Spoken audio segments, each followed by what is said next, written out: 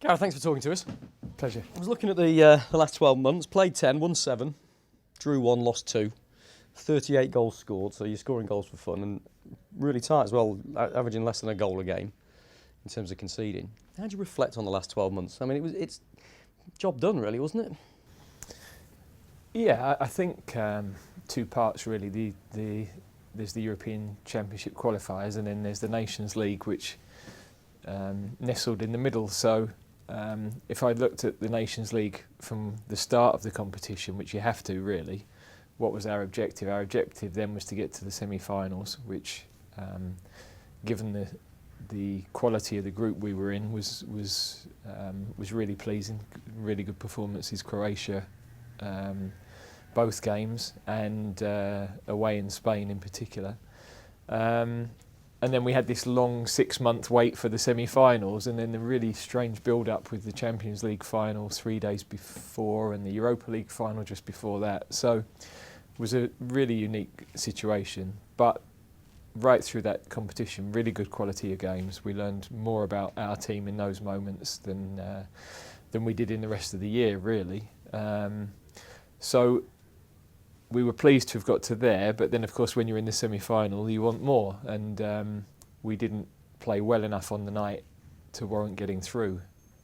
Even then, we're half a foot away from a VAR goal with Jesse Lingard from making the final, really, 82, 83 minutes. So in the end that was a disappointment for us, but that competition was a good experience and one where we had blooded a lot of players. And then the European Championship qualifiers, we expected to win the group. We feel that's, we don't look for huge pats on the back for that.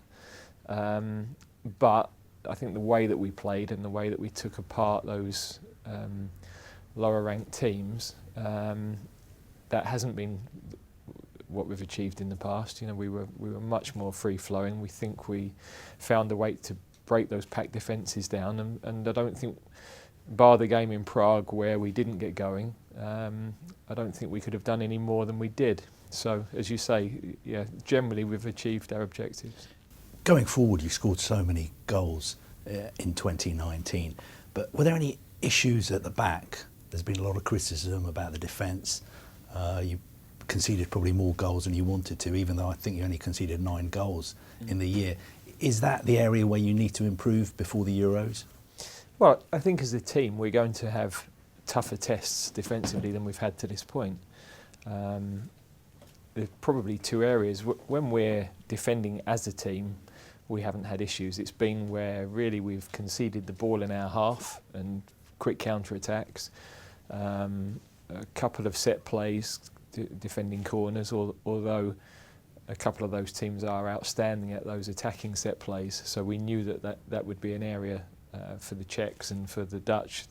It's an area of real strength for them. So we've constantly got to review all the parts of our game, because our forwards are going to have to play against better organised defences than we face this calendar year. But you're right. If I look at the team and the power and the options we have in those attacking areas, we've got quite a few players further back who aren't regularly playing with their clubs, and there are opportunities for people, probably more opportunities for people to come in and bed themselves into those positions. One thing we had to ask you about was racism. It was a massive issue. It was a huge issue. It was the worst we've seen. Carvey and I were both in that stadium in Sofia, and we walked round to the other side where some of the support was, and we were upset by ourselves, and we weren't trying to play in those conditions. What was it like in that dressing room afterwards? What did you say when the players first come back in and you were saying to them? What was it like? Well, I think although you're right that it's sad that we've had to talk about the topic as much as we have, the reality is there is an issue in our country and there is an issue in Europe. So we shouldn't hide from that issue. We have got the power to make a difference. Ideally, you wouldn't want your players in particular, or the staff that work with us, to go through those experiences. But we thought, certainly for Bulgaria, it might happen. We weren't expecting it when it did happen in Montenegro, and we weren't fully aware of it during the game. One or two of the players were, but it was only towards the end of the game that we all were. So it in terms of how it felt, sometimes the television pictures highlight things that even we didn't see during the game, and noises we didn't hear. But it felt that for the game in Bulgaria, we'd prepared as well as we could for that situation. I think the players knew that they had the support of all of the staff, the FA, and each other, most importantly. They knew that they were united on how they viewed the whole issue and what steps we would take if needed. And that made it a lot calmer in actual fact. I think we probably got the right level of protest, if you like. What's interesting moving forward is that I don't think that a 3-step process is something that we can keep standing there and saying we're going to go step 1, step 2. What, you think that's too regimented almost? Well, I think it helped and gave us clarity on the night, and we're probably the first team or the most high-profile team to go that far.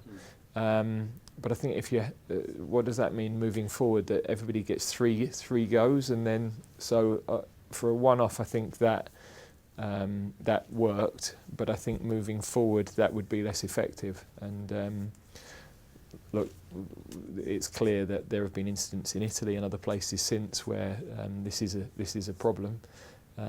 We've got to keep fighting. Everybody's got to keep fighting towards it. And I still think the best way that we can show people the way forward is by working as we do as a team, where there are no prejudices amongst the team. Everybody is totally together, whatever their background, whatever their religion, whatever their heritage of their individual family. They all play for England. They're all desperate to do well for England, and I think it was a powerful experience for us to go through. The other low point of the year, I suppose, was the whole issue between Raheem Sterling and Joe Gomez. Looking back, are you sure you handled that the right way? Well, I think there are situations as a leader that whatever decision you make, you'll be criticised. And there are some situations where there isn't a perfect solution, and you all just have to work things together as a group, and time needs to pass. And I have to make a decision that's right for the team, first and foremost. Support, in this instance, both of the players. But there are so many people involved in a situation like that, and everybody is going to have an opinion. And I think those that have managed or coached before understand the complexities of any situation like that. So the most important thing is the team and the performance of the team, and we were able to focus internally on the football very quickly, and we got the results and the performances we needed. Both boys got back on the pitch with England, which was crucial as far as I was concerned.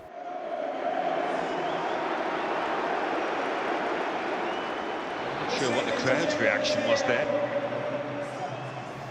They definitely came close together, and I think Raheem's message once Joe had received the adverse reaction at Wembley was a really powerful one, and I think that really brought some closure on the whole episode. So we're dealing with young men who are going to be emotional at times, and part of the strength of some of our players is that edge that they have, and I understand that, and somehow you've got to guide them through these things. So I think we're, again, through that adversity, we're stronger as a group for it, and it's a reminder that within a team anything can happen at any given moment where you think things are on track, and these little tests and bumps will come. How we respond to them is the key. The thing is, Raheem's been such a key player for you. Absolutely outstanding in the last 12 months, and probably even before that, going back to the World Cup. And he's been a kind of a huge influence for good in wider society as well. He's almost become a spokesperson for your squad and that generation almost, as an incredible role model. So it was strange that he was getting criticised as heavily as he was.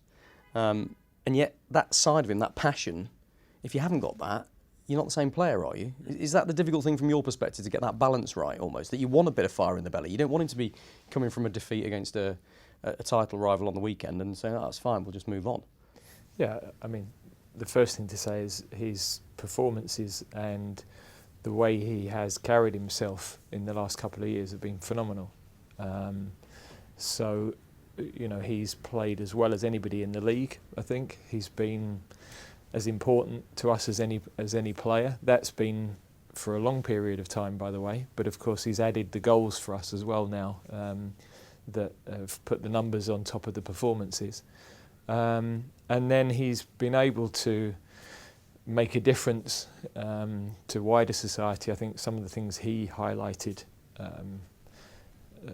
around the coverage of black players made us all think, made all of people in society think. You know, what he's achieved and what he's continuing to achieve is remarkable. And what I love about him is he has this drive to keep pushing himself. He's never satisfied. He wants to keep improving.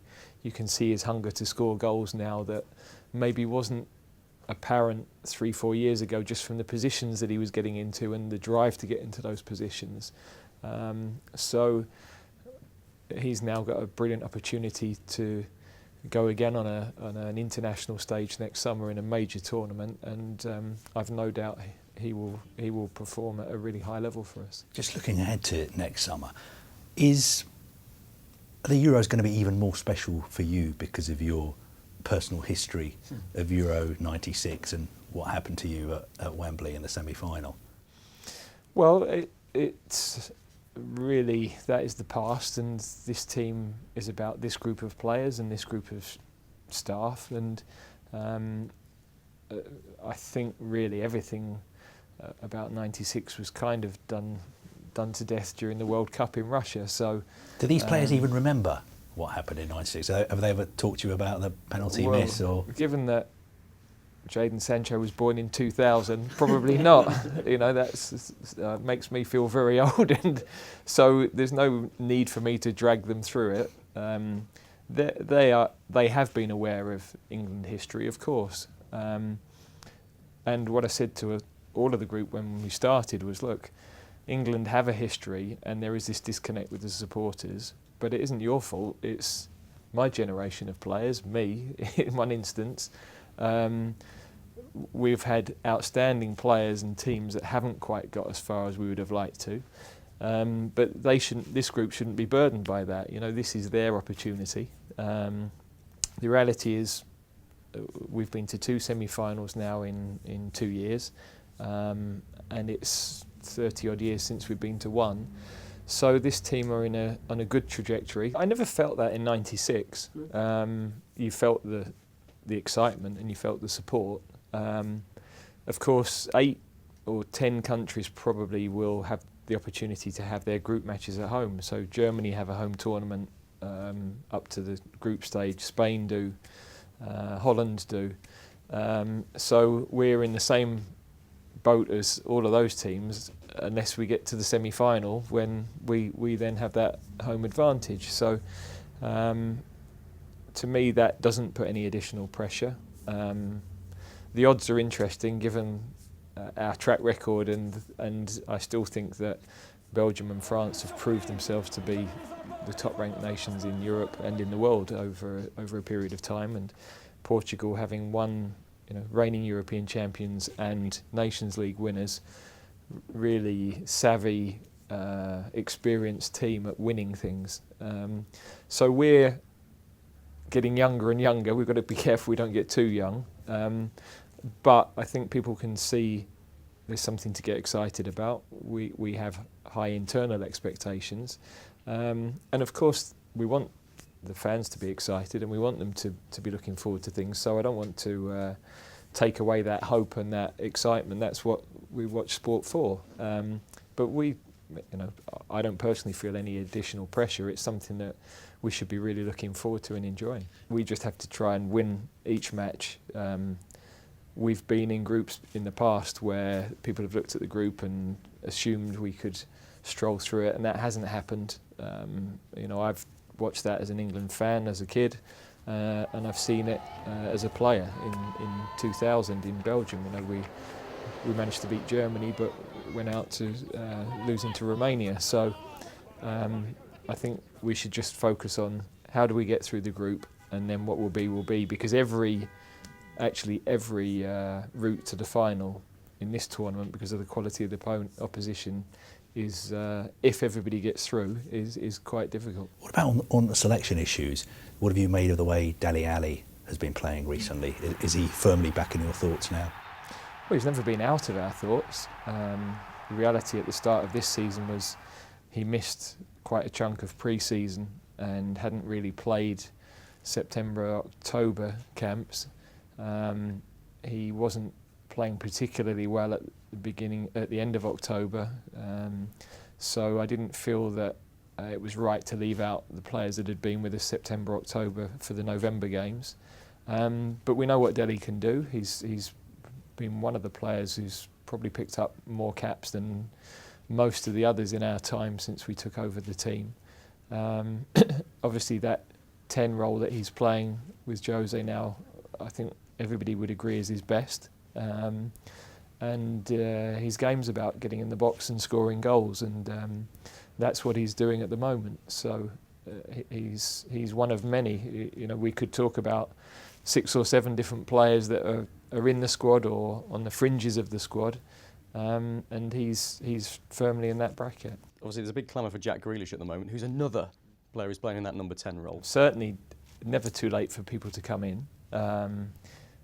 We've got competition for places. We've got good players. I mean, it's bizarre that you sometimes feel, well, we've scored 37 goals this year and people are criticising us for not picking 3 attacking players. Who are we leaving out? So not so straightforward until you actually have to sit and go through the names, and then, okay, on what basis? Jack is a player that worked with us with the under-21s, so we know him well. We know his qualities. Playing more as a left winger at the moment for Villa, although obviously he has played as an 8 for them as well. So there's a little bit that these guys have got to fight it out amongst themselves by their performances with their clubs, and that will be what they do with the ball, but also what they do without the ball. What I have is a really good view of the whole group, how it fits into the way that we want to play, and what does that need to look like against Spain, France, Italy, Germany and so on, because it's the games, it's the big matches that really have highest currency when we're watching our players play under pressure. We've sort of in the middle of the sacking season as well in the Premier League at the moment, and your job, your name... That never stops, does it? I don't know if we're in the middle of it. Your name gets linked to lots of jobs on the back pages of the newspapers. Do you take any notice of that? Are you totally professionally fulfilled doing the England job, or would you like one day to go back to club management and have that day-to-day involvement with players? Well, there's a bit of both things in there. I'm completely fulfilled in the role. It's a privilege to be the manager of England, and I don't think that's something that... Sometimes in life we're always looking at what might be next and not relishing the moment that we're in, and not appreciating how fortunate we are to be in the position we're in. And I feel our team can still get better, and we've got some objectives that we can still go and achieve. Then you said in the future, well, yeah, because I know realistically I'm not going to be England manager in 10 years' time. I hope to be in 6 months' time, and somewhere in between that spell, I'm sure there's going to be something else. So I'd be disappointed if I wasn't linked with some of those jobs, really, because I think we've done a good job, is the reality. But I don't worry about it because my phone hasn't been ringing, first and foremost. And secondly, I think that's because people know that I'm committed to the job I'm in. Last one, Gareth. Related to that, winning the Euros at Wembley would be an absolute pinnacle. I can't see how we can get any better than that. So would that be a natural reason to end there and say... Well, you could win a World Cup in Qatar. That's just greedy, isn't it? Well... You take my point, though. There could be... I mean, if you did that, you would have nothing more to achieve, would you, really? That you can't get any better than that for an England manager. Well, look, let's hope that's something that we have to worry about, because we'd all be partying on the streets for quite a while, wouldn't we? So, again, I think I can't... I've got to allow everybody else to dream, and part of my job is to create the dreams for everybody and the hopes for everybody. But I've got to also deal with the reality and how we improve the team to get us to a point where we can go and achieve those things. And that's the aim. You know, even though we don't have matches for a couple of months, we're working as a group of staff on planning for every aspect of the summer. We're also in tandem going through some plans ahead of time for Qatar, which need to happen as well. And every morning I wake up thinking about, okay, if I had to pick a squad tomorrow, where would we be, and which players do we need to go and watch, and you know, what other sports or businesses could we go and look at that might help us improve. So it's a never-ending search for perfection, but in the knowledge that we're never going to quite get perfection.